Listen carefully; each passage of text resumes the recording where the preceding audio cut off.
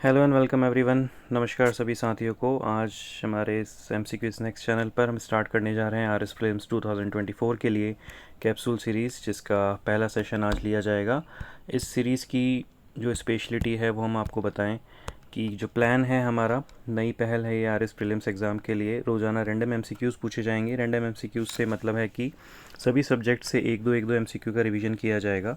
देखिए, आप सभी एक स्ट्रेटजी ऑलरेडी बना चुके होंगे या शीघ्र बना लेंगे कि हर दिन कितने समय के लिए किस सब्जेक्ट को पढ़ा जाए।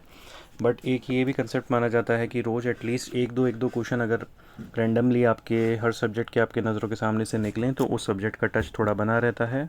और हम यही कोशिश करेंगे कि हम डेली अपने इस चैनल पर ऐसे वीडियो बनाएं जो कि आपके सभी सब्जेक्ट्स को टच करते हुए निकले, ताकि आप उसका रिवीजन हल्का सा आपके दिमाग में रह सके और रिकॉल हो सके। और समय समय पर मैराथन क्लासेस भी ली जाएगी इस चैनल पे। सो रिक्वेस्ट है आप सभी से जो तैयारी कर रहे हैं प्री की, कि रोज़ सोने से पहले एक छोटा सा वीडियो देखें जो कि सभी सब्जेक्ट्स को टच करता हुआ निकलेगा।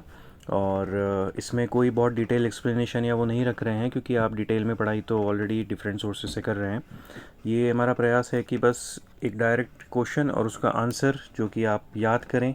कम से कम क्वेश्चंस हैं और उनको याद किया जाए डेली। क्या पता इनमें से ही एक या दो क्वेश्चन आपके एग्ज़ाम में आ जाए। आपके सुझाव का हमें इंतज़ार रहेगा कमेंट बॉक्स में। सो हम बिना समय व्यर्थ किए आगे बढ़ाते हैं हमारे इस सेशन को। पहला क्वेश्चन है वर्ष 2023-24 में प्रचलित मूल्यों पर। ठीक है, ध्यान दीजिए। प्रचलित मूल्यों के आधार पर सकल राज्य घरेलू उत्पाद जो कि GSDP है, उसमें कितनी वृद्धि हुई है? 8.03%, 12.56, 4.86 या 9.6। क्वेश्चन, हर क्वेश्चन को पढ़ने से पहले उसके जो दो तीन मेन पॉइंट्स होते हैं क्वेश्चन में, उस पर ध्यान दिया जाता है। तो इस क्वेश्चन का मेन पॉइंट है प्रचलित मूल्य और GSDP जो कि सकल राज्य घरेलू उत्पाद, और तीसरा इंपॉर्टेंट है वृद्धि, कितनी वृद्धि हुई है। तो देखा जाए इसमें इसकी वृद्धि हुई है 12.56%। तो 12.56% इसका सही आंसर है। इसको अच्छे से याद कर लें, ये आंकड़े बहुत इंपॉर्टेंट है इकोनॉमिक सर्वे के। नेक्स्ट जो क्वेश्चन है वो वर्ष 2023-24 में शुद्ध राज्य घरेलू उत्पाद जो कि NSDP कहा जाता है, इसमें स्थिर मूल्यों पर। ठीक है, ध्यान दीजिएगा, स्थिर मूल्य पर, और इसमें भी वृद्धि पूछा है। तो ये कितने प्रतिशत हुई है? तो इसका जो आंसर है वो है 8.1%। सो NSDP की स्थिर मूल्यों पर जो वृद्धि है वो है 8.1%। ये भी याद रखा जाए। अब तीसरा क्वेश्चन, राज्य की अर्थव्यवस्था में सर्वाधिक योगदान देने वाला क्षेत्र कौन सा है? राज्य की अर्थव्यवस्था में सर्वाधिक योगदान पूछा है। ये क्षेत्र कौन सा है? कृषि, उद्योग, सेवा या उपरोक्त सभी का बराबर योगदान है?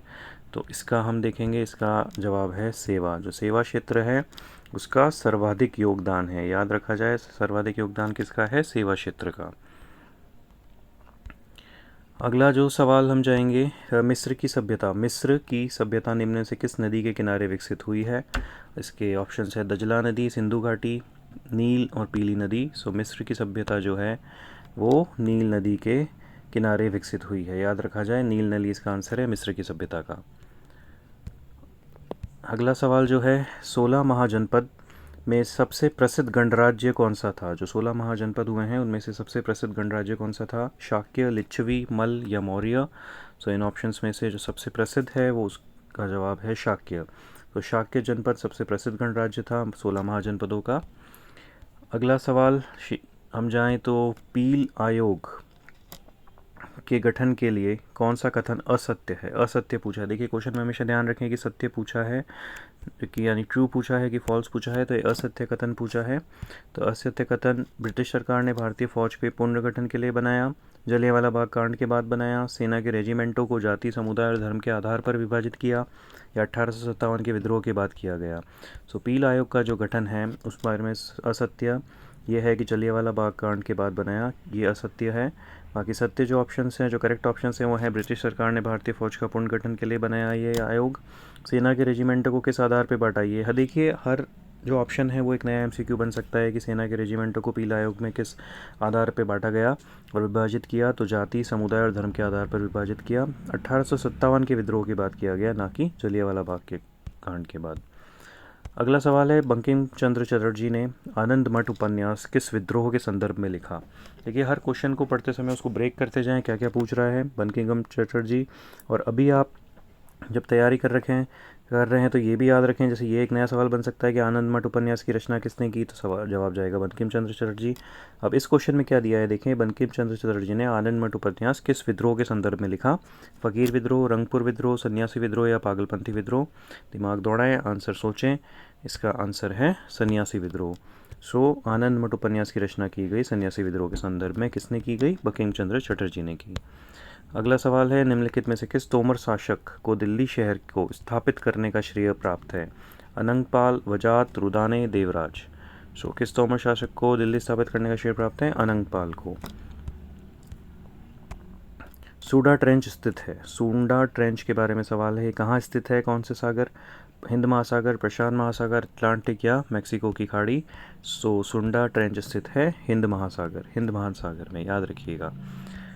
देखिए, याद करते जाएं इन सवालों को, क्या पता इनमें से ही एक क्वेश्चन आ जाए, और आज रात को सोने से पहले 10-15 मिनट भी नहीं लगेंगे आपको, और एक रिवीजन हो जाएगा आपके उन सब सब्जेक्ट्स का जो आप अभी नहीं पढ़ रहे हैं। सहारा अफ्रीका के किस भाग में स्थित है? आप ये सवाल को अच्छे से पढ़ें कि सहारा जो है वो अफ्रीका के किस भाग में स्थित है, पूर्वी, पश्चिमी, उत्तरी कि दक्षिणी?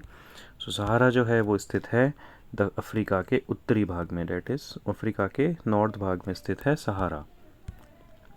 कर्क रेखा राजस्थान के कौन से जिले से गुजरती है? कर्क रेखा के बारे में पूछा है और राजस्थान के बारे में पूछा है, और कौन से जिले से गुजरती है पूछा है, तो ये गुजरती है बांसवाड़ा जिले से। फिर भारत के लगभग कितने प्रतिशत क्षेत्र में राजस्थान फैला हुआ है? ये पूछा है। ये भारत है और ये राजस्थान है, तो ये कितना प्रतिशत है इस पूरे का? तो इसका जवाब है, आप सभी को मालूम भी होगा, 10.4%। सो भारत के 10.4% हिस्से में राजस्थान का फैलाव है। वायुमंडल में सर्वाधिक कौन सी गैस मिलती है? वायुमंडल के बारे में पूछा है, सर्वाधिक गैस के बारे में पूछा है, नाइट्रोजन, हाइड्रोजन, ऑक्सीजन या इनमें से कोई नहीं, तो इसका जवाब जाएगा नाइट्रोजन। वायुमंडल में मैक्सिमम मिलती है नाइट्रोजन गैस।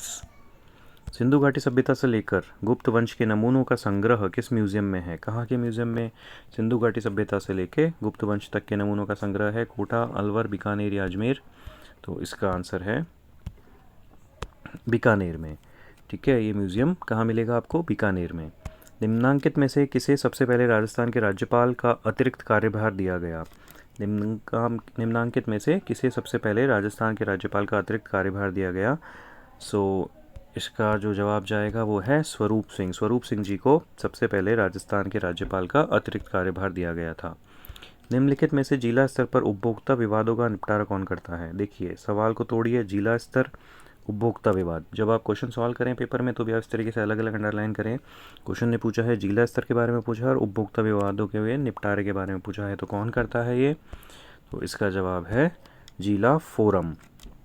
जिला स्तर उपभोक्ता विवाद का निपटारा कौन करता है? जिला फोरम। ठीक है, भारतीय संविधान की व्याख्या करने वाली अंतिम संस्थान कौन सी है? भारतीय संविधान व्याख्या अंतिम संस्थान, सुप्रीम कोर्ट, संसद, लोकसभा या राष्ट्रपति? तो ये है सुप्रीम कोर्ट। भारतीय संविधान की व्याख्या करी अंतिम संस्थान कौन सी? Supreme court. भारत में पंचायती राज दिवस कब मनाया जाता है? भारत में पंचायती राज दिवस कब मनाया जाता है? तो इसका जवाब जाएगा 24 अप्रैल। 24 अप्रैल को मनाया जाता है भारत में पंचायती राज दिवस। निम्नलिखित में से कौन सा अनुच्छेद राष्ट्रपति के महाभियोग से संबंधित है? कौन सा अनुच्छेद राष्ट्रपति के महाभियोग से संबंधित है? 60, 61, 62, 63, कौन सा अनुच्छेद? तो इसका आंसर है अनुच्छेद 61 जो है वो राष्ट्रपति के महाभियोग से संबंधित है, अनुच्छेद 61। विनिवेश विभाग किसके अंतर्गत आता है? विनिवेश विभाग के बारे में पूछा है, किसके अंतर्गत आ रहा है ये? तो इसका आंसर जाएगा वित्त मंत्रालय। विनिवेश विभाग किसके अंतर्गत आ रहा है? वित्त मंत्रालय के। हाल ही में भारत में कितने नए रामसर साइट्स की घोषणा की गई है? भारत के बारे में पूछा है, रामसर साइट्स के बारे में पूछा है, कितनी नए रामसर साइट्स की घोषणा की गई है? 3, 4, 5, 6? तो इसका आंसर है 3। कितने भारत में कितने नए? देखिए, नए टोटल नहीं पूछा, नए पूछा है, रामसर साइट्स घोषणा की गई, तो उसका आंसर है 3।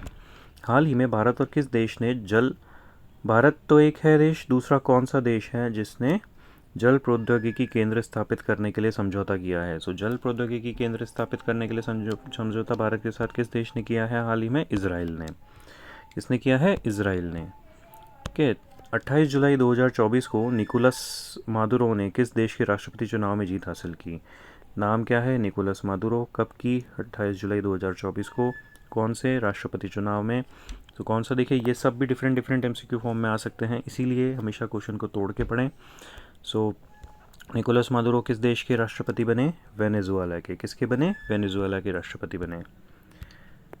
हाल ही में किसे NHPC लिमिटेड के बारे में पूछा है, कमांडर नियुक्त किया गया, ये पूछा है। तो नरेंद्र मोदी, राजकुमार चौधरी, प्रमोद तिवारी और केशव प्रसाद। तो इसका आंसर है राजकुमार चौधरी। राजकुमार चौधरी को क्या नियुक्त किया गया है? NHPC का कमांडर नियुक्त किया गया है। भारत के किस सैन्य स्टेशन ने प्लास्टिक कचरे का उपयोग करके सड़क बनाई? क्या क्या पूछा है? भारत का पूछा है सैन्य स्टेशन ने प्लास्टिक कचरे का उपयोग करके क्या बनाई? सड़क बनाई। ऐसा करने वाला ये दूसरा स्टेशन बन गया।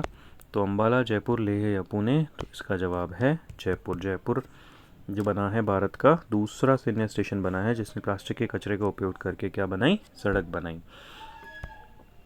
ठीक है, धन्यवाद। आज का इस सेशन में 25 सवाल, और अगर आपको लगे कि ये आपके लिए फ़ायदेमंद रह सकता है तो लाइक, शेयर, सब्सक्राइब करें, और इस चैनल को अपने दूसरे फ्रेंड्स, कलीग्स जो तैयारी करें उनके साथ शेयर करें। देखिए, चाहे तो हम इसका डिटेल एक्सप्लेनेशन कर सकते हैं, लेकिन हमारा मकसद ये है कि एक शॉर्ट वीडियो बनाया जाए ताकि आप सोने से पहले 10 मिनट केवल इसको देखें या सुन लें। देखने की भी ज़रूरत नहीं है क्योंकि कोई डिटेल्ड एक्सप्लेनेशन नहीं है। केवल अगर आप इसको सुन भी रहे हैं खाना खाते समय तो आपको शायद इन 25 में से अगर 5 सवाल भी याद रह जाएं और वो आपके काम आ सकते हैं आगे। Thank you very much. धन्यवाद।